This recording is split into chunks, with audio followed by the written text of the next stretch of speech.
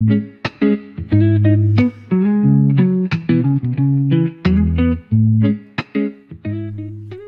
to the 40k Fireside Podcast, where we discuss everything to do with competitive Warhammer 40k with your hosts Vic VJ and David Gaylord.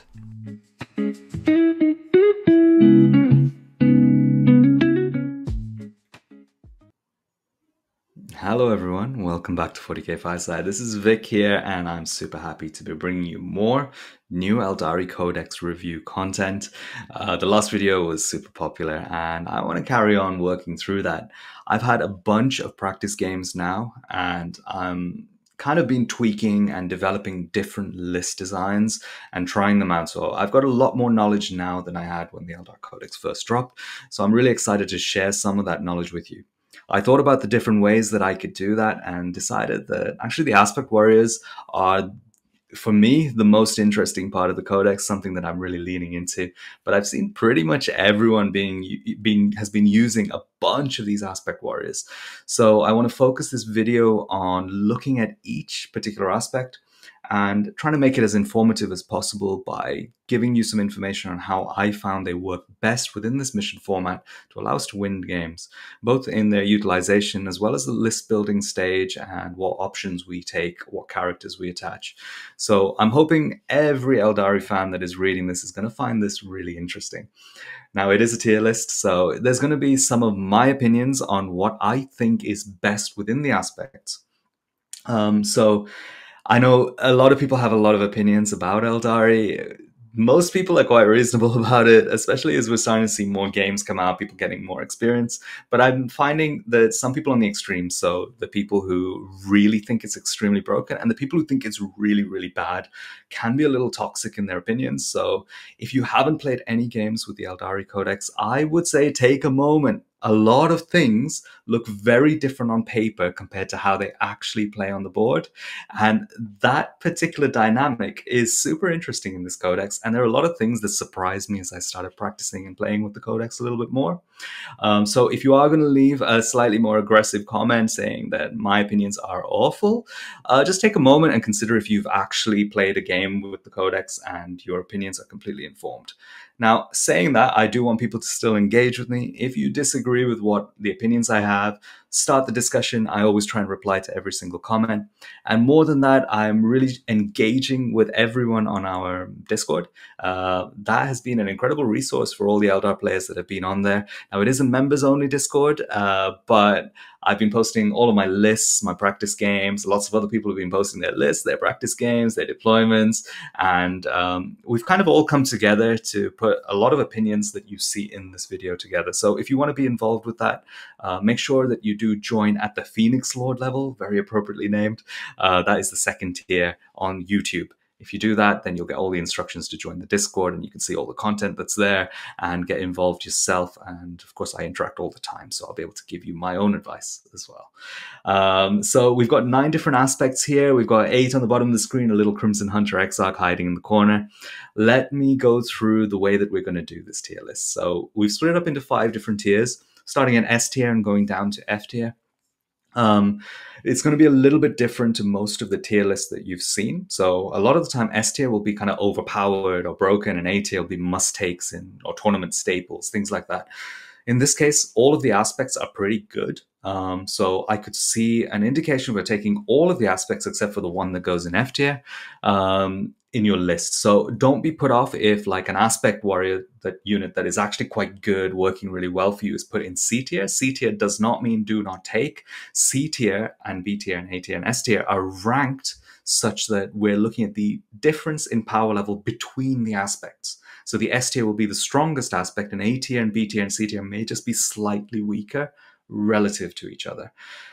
So that's a very important distinction, especially if you're looking at the last slide. So I'll make sure to put it in the description because I know some people skip right to the end to see what's going on. Take it with a pinch of salt, and there's going to be a little bit of change to this as we kind of get more experience, but I think this is an interesting way of doing it. So let's jump straight in. Let's see what we're going to start off with. So this is my favorite aspect, which is the Howling Banshees. The Howling Banshees are 90 points for 5, which I think is an absolute bargain. They are a great unit. They can advance and charge with 2 damage weapons, and they just fit something that Eldari really need, which is fast, reliable melee output. Howling Banshees, aesthetically, lore-wise, are super cool. They're blisteringly fast, combatants that can compete with Space Marines in close combat using their technology and their martial prowess. And they also have quite good lore. So they've got the Jane Czar novel if you guys wanted to see more about their Phoenix Lord and about them. They do have a base 4-up save, so they're one of the more fragile aspects here. There's only 2 aspects, Howling Banshees and Dire Avengers have a 4-up save, but they get a 4-up invuln in combat, which is quite interesting. Combined with Fight First means that they're a very interesting choice both for dealing with other Fight First units, things like a Solitaire, Sanguinor, they might be able to survive their attacks, but also they're just a great deterrent to melee pressure, now that they actually have output, which is something that they were lacking in the Index. Howling Banshees work really well when attached with characters as well. The Autarch fits perfectly into this unit because the Exarch's weapon of choice, in my case, is the Executioner. The Executioner has got a big glow up going to 6 AP minus 3 and 3 damage with 3 attacks, which is the same profile that the Starglaive on the Autarch has. Now that the Autarch can join and help to buff your Aspect Warrior units, I think one of the best places that the Autarch can go is into a Howling Banshee squad. Allowing you to reroll your advances is very powerful, as well as bringing a fusion gun, which has assault that can fire after the Aspect unit has advanced, is really strong. You can also use the Aspect Shrine token to flip the Autarch's fusion gun into a 6, which gives you some anti-tank on the fly alongside the Howling Banshee's output in melee. Jane Czar is my #1 Phoenix Lord because her ability is to allow you to auto-advance 6 inches. Howling Banshee's base move 8. They can advance 6 inches with Jane Czar, which takes them to 14. If they're coming out of a transport, that's 17, and the Battle Focus token can give you 2 inches of extra movement, or 3 if you're in Warhost. That is a blisteringly fast unit that can get into position to attack your opponent's objective that they're trying to hold, and help you flip the primary, which will help you push the score towards you.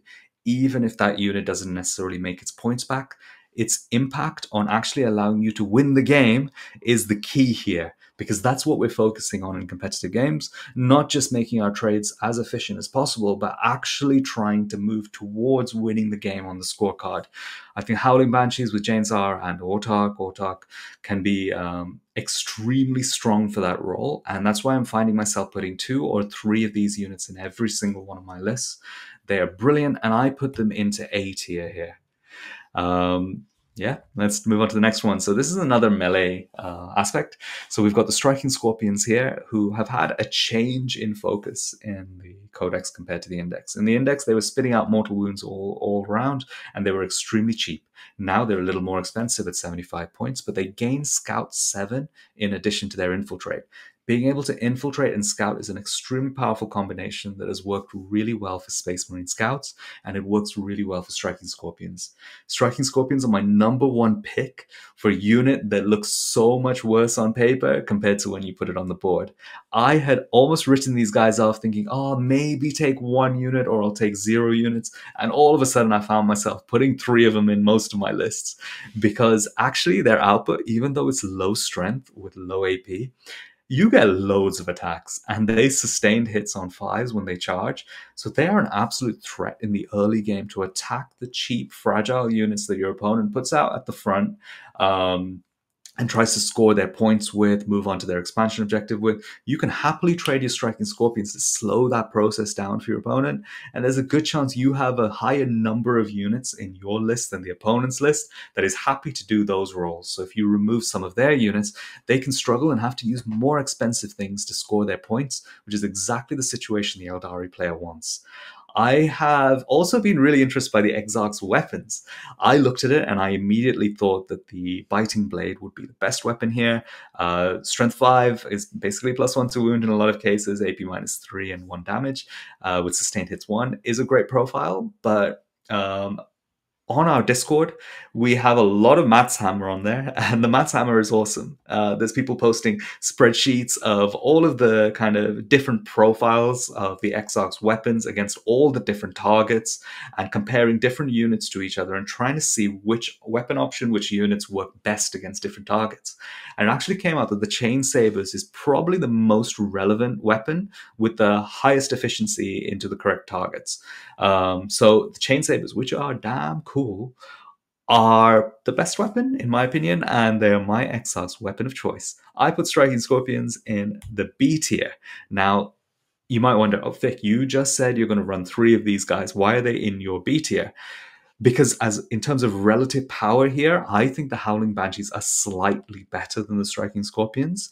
That doesn't mean the Striking Scorpions are bad. That doesn't mean they're way weaker than the Howling Banshees. That doesn't even really mean, compared to other tier lists, they are in a tier below the Howling Banshees. I just think in this tier list, because the Striking Scorpions are a little bit less powerful overall than the Howling Banshees, they drop into the tier just below it. I hope that makes sense to everyone. Next one is the Swooping Hawks. So Swooping Hawks got some new models. They still retain their beautiful kind of light blue color. Everyone loves models with wings. They're super cool, and their kind of unique selling point is these grenade packs. The grenade packs have got more emphasis now. Because they now provide you with some mortal wound output, which is out of phase. In the movement phase, you can basically do grenades, which is really powerful. You can't then do normal grenades in the shooting phase, but the flexibility of it is really strong. Now, I think GW have balanced this really well, because their mortal wound ability can be used even in engagement range. It's extremely flexible. Multiple units can activate against the same unit. So if these guys were too cheap or too powerful in other cases, or retain their rule to jump up and down, I think they'd be a very powerful choice. But they didn't do that. They dropped the up-down rule that they had before in the index, where you pick them up and put them back next turn. So they're much weaker at doing secondaries or moving into different parts of the board. They move 14 inches, but now we have other options that move very fast in our list, so they don't do something unique in that sense either. And their output profiles are very heavily weighted towards anti-infantry, but at low strength, low AP. So their Las Blast is a strength 4, AP 0, still retaining their lethal hits, and the Exarch has a slightly upgraded one, which is the weapon of choice, unfortunately, because it's the only one with assault. Their particular role in terms of output is overlapped by a lot of other units, in the Codex, like Dire Avengers. You've got scatter lasers on quite a lot of vehicles, which you're now taking instead of Bright Lancers. And those profiles are better than the Swooping Hawks. So I worry that they don't really have a role, and I'm not finding myself including any of the Swooping Hawks in my list. But that is subject to change with time. I need to start experimenting. I think people might find themselves using 1 or 2 units of Swooping Hawks and finding that they do something. But my question is, are they really optimal? Are they the best choice for your 85 points when you compare it to other aspects? I'm going to put Swooping Hawks in the C tier here as the weakest out of the 3 aspects that we've seen so far. Definitely leave a comment, message me, go on the Discord channel and leave a comment if you think that, I'm wrong with the Swooping Hawks and you've actually managed to get a lot of success out of them. I would love to use the new models with the extended wings, but it is what it is. And in this case, they are in the C tier. Next one is the Warp Spiders. So Warp Spiders go back up to being one of my favorite aspects. So the Warp Spiders are super cool. They do short, but on the board long, jumps through the warp, which count as normal moves. So their flicker jump rule is a 24-inch normal move, which you can add 2 or 3 inches in Warhost with the Battle Focus token. So 26 inches of movement is a lot. And you also have the option now of ignoring Overwatch. So you can move 24 inches, ignore Overwatch, and get yourself into these really annoying nooks and crannies where you pick up some of the opponent's kind of more fragile stuff. If we compare their output profile to the Swooping Hawks, they have D6 Flamers, which are strength 4, AP -1, ignore cover, which is way better than the Swooping Hawks for killing infantry. They also kind of provide you with an incredible amount of versatility. Their 24-inch normal moves means they can move that distance, still do actions, still shoot stuff. They can move block things. They can screen out areas of the board. 95 points is an absolute bargain compared to the 125 points that they were before. They lost their dev wound, so their overall output is going to technically be lower against certain targets. But actually, their output is quite good against infantry targets, which is a great thing for you to be able to hit if you're able to move 24 inches. What I find extremely interesting is how good it has been adding an Autarch Way Leaper to the Warp Spiders. So this is my favorite tech. My favorite character that can attach to any unit is an Autarch Way Leaper attached to Warp Spiders, based on one of the YouTube comments from the previous video I posted. Inspiring me to kind of do that. He then dropped me a Discord message and explained everything to me, and it has been game-changing. So the Autarch Way Leaper allows the Warp Spider unit to use a Battle Focus token and refund it on a 3+, but more importantly than that, it allows them to do a free stratagem. Because the Flicker Jump is a normal move, they can still throw grenades, and while the Warp Spiders don't have grenades, their hands are a little full with all their gadgets, the Autarch does have grenades, so you can move 24 or 26 inches, throw your grenades. The Autarch also brings you a weapon which utilizes the Aspect Shrine token of the Warp Spiders. So you can flip your wound on your fusion gun to a 6, and because you're very likely to be within melter range, you can put both grenades and a chunk of wounds from your fusion gun through onto a transport hiding behind a wall, and then you're set up in a position where you can then overwatch the opponent. So that particular combination has been great. What's also been interesting is it also opens up the potential for the Warp Spiders to be versatile as a melee unit. The Power Blade Array is more powerful than I thought it would be. I looked at it as 4-2-1 with 10 attacks, and I was like, oh, cool, yeah, but it's not really going to do anything.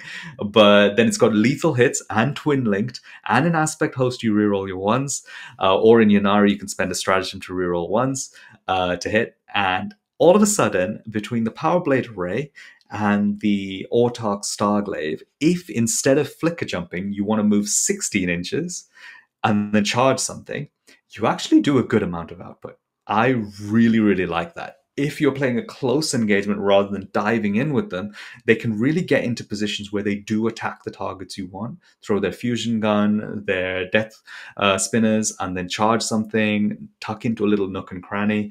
In Ynnari, I found them incredible for moving, doing the extra move at the end of the opponent's shooting phase. The Warp Spiders are a phenomenal unit, and they were so close to making the S tier for me. But in this case, I actually put them on par with Howling Banshees, and I'm going to put them in A tier here, right alongside the Howling Banshees. Let's move on to the next aspect. Oh, we've got the Crimson Hunter. Oh no, the Crimson Hunter. So flyers in general in the current state of the game have not been very good.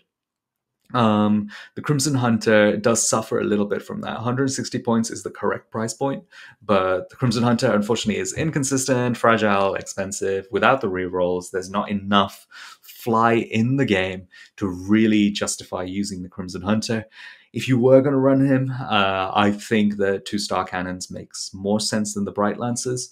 Without the rerolls to hit and wound is really awkward, but the +1 hit and wound is decent against fly. So I would go with star cannons and your pulse laser. And, you know, if you want to use your fluffy Crimson Hunter, that is the chance.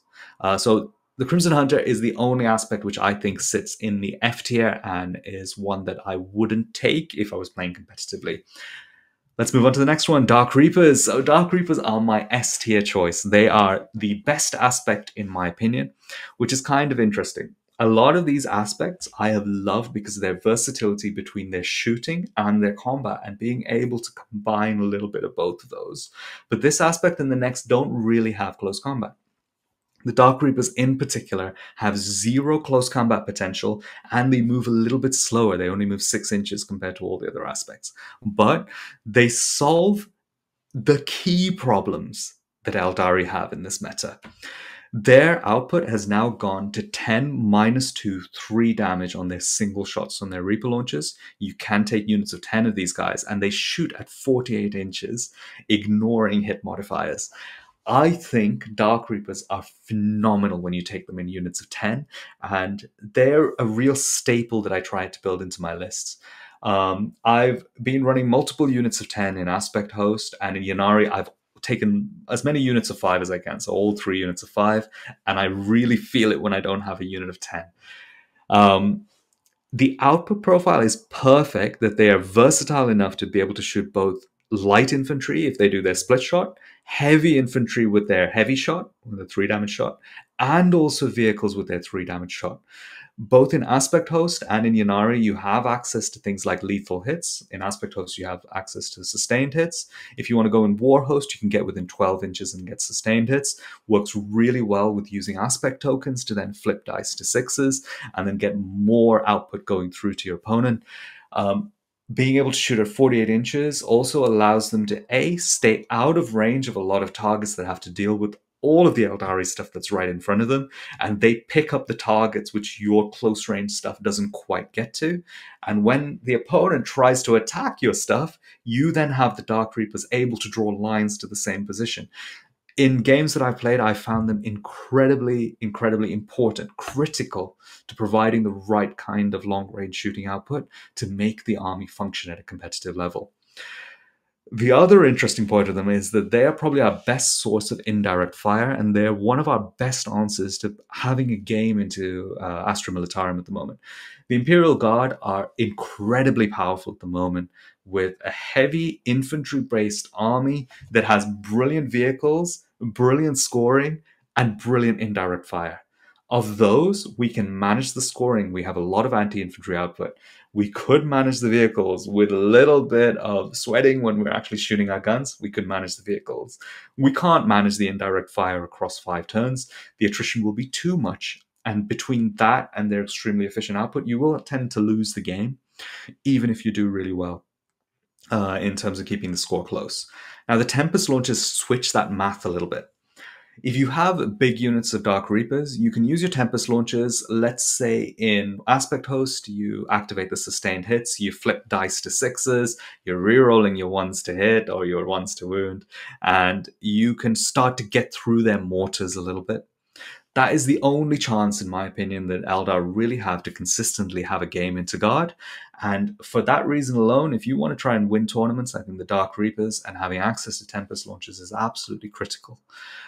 So I'm going to put Dark Reapers as the mightiest of the Aspect Warriors in this current codex and meta, and they're going to go into my S tier as the best aspect.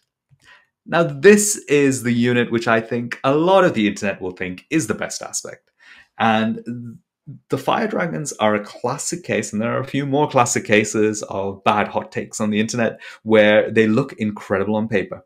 They are, in my opinion, they're one of the best, if not the best, anti-tank infantry-based squad. I think they're better than Eradicators. With their full rerolls to hit, wound, damage, they're blisteringly fast as well, being able to advance, shoot their guns with a base move of 7, easy access to +2 move. They can turn off Overwatch on the opponent. The only area that the Eradicators are better is, well, 2 areas: toughness, and also the Eradicators actually get their rerolls even in the opponent's turn. So Fire Dragons aren't the best at overwatching, but they still have access to Aspect Shrine tokens, which can be very powerful on the Overwatch as well. Now, Fire Dragons are critical for Eldar. Eldar have lost their hit and wound reroll on vehicles, therefore Fire Dragons are our best and only real source of hard anti-tank, anti-monster. The Dark Reapers do cover that role a little bit, but the Fire Dragons are our specialists in that. The Fire Dragons do not come with any kind of melee potential. The Fire Axe is a great meme, but you're very unlikely to take it because you're compensating. You're kind of reducing your actual anti-tank, anti-monster output. So I think in terms of weapon of choice, it's going to be the Exarch Fusion Gun or the Firepike, and I'll touch on that in a second. So what I've found in my games is, there's not many armies in the meta which are all vehicles. It's unlikely to find that. I mean, you still will likely play against knights at some point. They're super popular. But most armies include 1 or 2 vehicles that you have to kind of deal with. And if you go for these big units of Fire Dragons, 3 units of them, it's okay, it's fine, it gives you a tool, but they're not great into other targets for their 100 points, and they're worse than a lot of the other aspects into pretty much every target, except for your specialty target, the vehicles and monsters. which means that I found in a lot of games that they kind of become the throwaway screening unit that doesn't do anything. They're just a 100-point unit that you throw away to just screen space and exist in areas, which is fine because in some games they're going to be absolutely brilliant. But I don't think they quite have the versatility that some of the other aspects have, which is why they haven't hit S tier. But they're still in A tier because they're such an important tool for Eldari. And I can't imagine an Eldari list not running any of these guys. We don't have another option. You kind of need to combine Fire Dragons and Dark Reapers, otherwise you're just going to have a tough time if your opponent brings too many vehicles. They're also really good at displacing something out from behind a ruin, for displacing transports from out behind a ruin. But like I mentioned before, there are other ways of doing that. I really enjoy using the Warp Spiders plus the Autarch to do that role. And the ranges of movement seem to work a little bit better than the Fire Dragons, unless the Fire Dragons are definitely inside of your transport. In terms of weapon of choice, it's very, very close between the Exarch Fusion Gun, which has Melta 6, but otherwise has 12 inches of range and still Strength 9, and the Fire Pike. Mathematically, I think the Exarch Fusion Gun is slightly better, but the Fire Pike is interesting because the Fire Pike means that you often don't need to use your Aspect Shrine token on the Fire Pike itself. You can use it to push through one of the wounds on your Fusion Gun. I've also found it not irrelevant that the Fire Pike activates Melta at 9 inches. That has felt like a more comfortable range for me to get into than the 6 inches needed for the Fusion Gun. I found myself a lot of the time moving and staying at the 12-inch mark with the unit and keeping the Exarch at the 9-inch mark for Melta. Mathematically, the Fusion Gun might be a tiny bit better, but I think the Fire Pike is a little bit better for the way I play the game. So Fire Pike is my weapon of choice. I think the Fire Pike is definitely the weapon of choice if you go with Fuegan. And I think mathematically the Exarch Fusion Gun is the best if you go for a unit of 5 Fire Dragons on their own without any character attached. Fire Dragons, they're an A tier unit. They are absolutely brilliant. I'm going to put them actually, while the Warp Spiders and the Howling Banshees are equal in my books, I think the Fire Dragons are a little bit less powerful than them. Oh, the internet's going to hate me for that one. But they're still up there in the A tier and still slightly better than Striking Scorpions, in my opinion. Let's move on to Shining Spears now. A lot of these units are the units where the hot takes were super spicy on the internet, and my hot takes are just completely the opposite. Shining Spears, I was immediately put off them, even though they got a massive glow up here. Mathematically, if you look at Shining Spears, their output profile is insane. They do so much damage. But they are expensive. They're at 120 points, and they're made of tissue paper with no real defensive mechanisms except a 4+ invuln on the Exarch. They have 2, 2, and 3 wounds. They're also on big bases and hard to hide if you have more units of them. So let's say you do take one unit of these guys. They then have the ability to move 16 inches. They can go straight through terrain now and then charge something. You need your target to be within 22 inches for you to get the Lancers shooting. And then you need to charge the target and kill it. There is a lack of consistency if you're not in Aspect Host with these guys, or in Ynnari to use the reroll ones to hit. I found moving them around the board, throwing them into targets, that they are not needed. They are a liability which take up too much space behind your ruins, and when they tuck in behind infantry units that are sitting further forward in the wall, they can't easily engage, and they very easily stick out on the edges. I think that is true for multiple terrain formats, but I could see an argument in WTC that they help you get through the heavier ruin setup. I don't think Shining Spears are as powerful as pretty much all of the other aspects we've talked about, except for Crimson Hunters. If I was going to run them, I would run the Star Lance instead of the Paragon Saber, and I would also consider using them as a rapid ingress threat, playing them out of strat reserves. They are a decent unit. I think they could work quite well in Ynnari, being able to rapid ingress them, and then after your opponent's shot at the end of their shooting phase, you then make your move. You can really penetrate a large distance. But question mark, can you do that with something else in the list? Because everything is super, super fast. Why are we spending 120 points on the Shining Spears when we can do it their role more efficiently and safer with other units?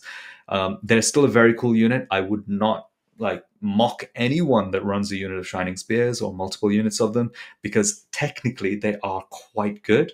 I just think compared to the other aspects, they sit in C tier. They're slightly weaker than the other aspects.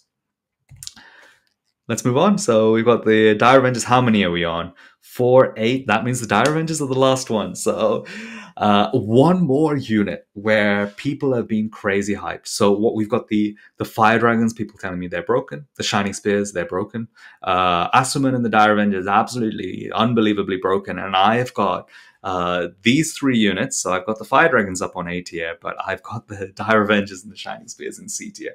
And Asuman is a really interesting talking point here because Asuman is technically very good, but when you put Asuman on the board, he is good if your opponent puts the correct kind of targets directly in front of you because of the range that he kind of attacks in.